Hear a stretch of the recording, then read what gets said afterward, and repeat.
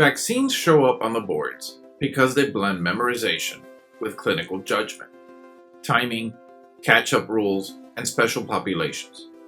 To make this easy, we'll use a single repeatable framework. Let's make a table, and at the very top, we're going to write the age anchors, starting with newborn, 2 months, 4 months, 6 months, 12 to 18 months, 4 to 6 years, 11 to 12 years of age, and 16 to 18 years of age. Let's slot the many vaccines to their respective age, starting with the newborn. The capital B in newborn should remind you of hepatitis B at birth. At 2 months, you're going to be Dr. Hip. This is Dr. Hip right here, and it's going to help us remember the vaccines at 2 months of age. The B stands for, again, hepatitis B. The D stands for Dtap. The R for rotavirus. The H for Haemophilus influenza B. The I for inactivated polio. And the P for the pneumococcal, which is due to the bacteria strep pneumo. At 4 months of age, our friend Dr. Hip is going to show up again. But this time, we're going to drop the B. At the 6-month mark, we're going to return back to the full 2-month set. So again, we're going to beat Dr. Hip. But now we're going to begin the annual influenza vaccine. Between 12 and 18 months, we're going to use the mnemonic MAD HPV, which stands for MMR, hepatitis A, the Dtap booster, the Hib booster, which is the Haemophilus influenza booster, the pneumococcal booster, and varicella. At 4 to 6 years, use the mnemonic VERY-DIM, which stands for varicella, Dtap, the inactivated poliovirus, and MMR. As we get older and start entering early adolescence, so between the ages of 11 and 12, a lot of these are going to be booster shots. The mnemonic is, ta-da, human men, which is a little bit weird, but I guess it works. The first one is Tdap, which is different from Dtap. The capital letters signify the main components of this vaccine.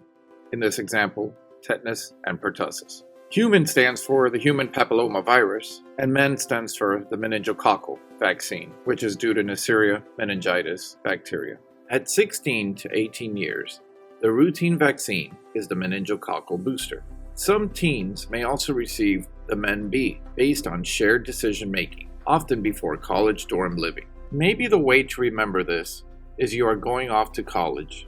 If you are a girl, you may be interested in men.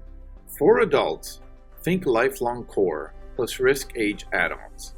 I remember the adult vaccines by using the mnemonic PIST, like a pissed adult, which stands for the pneumococcal, the influenza, the shingles, and the tetanus vaccines. Everyone should receive the influenza annually and maintain tetanus protection with 1 lifetime Tdap booster if not given in adolescence. Then TD or Tdap every 10 years. Give Tdap in every pregnancy, weeks 27 through 36. And for wound management, if greater than 5 years since last tetanus dose. The HPV vaccine, which is called Gardasil 9, is routine through the age of 26, if not previously completed. Ages 27 through 45 may receive it via shared clinical decision-making. The pneumococcal vaccine is given after the age of 65, or if you're 19 to 64 years of age and you have chronic heart failure, lung, liver disease, diabetes, CSF leak, cochlear implant, smoking, asplenia, or immunocompromised.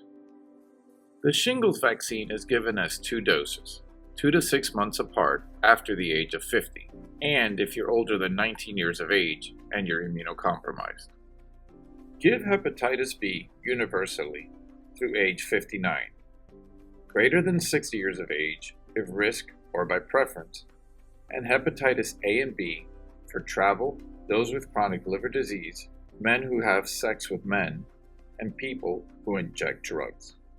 The meningococcal vaccine is reserved for specific risks specifically those with asplenia, complement deficiency, microbiologists, outbreak in college housing, or travel to endemic regions.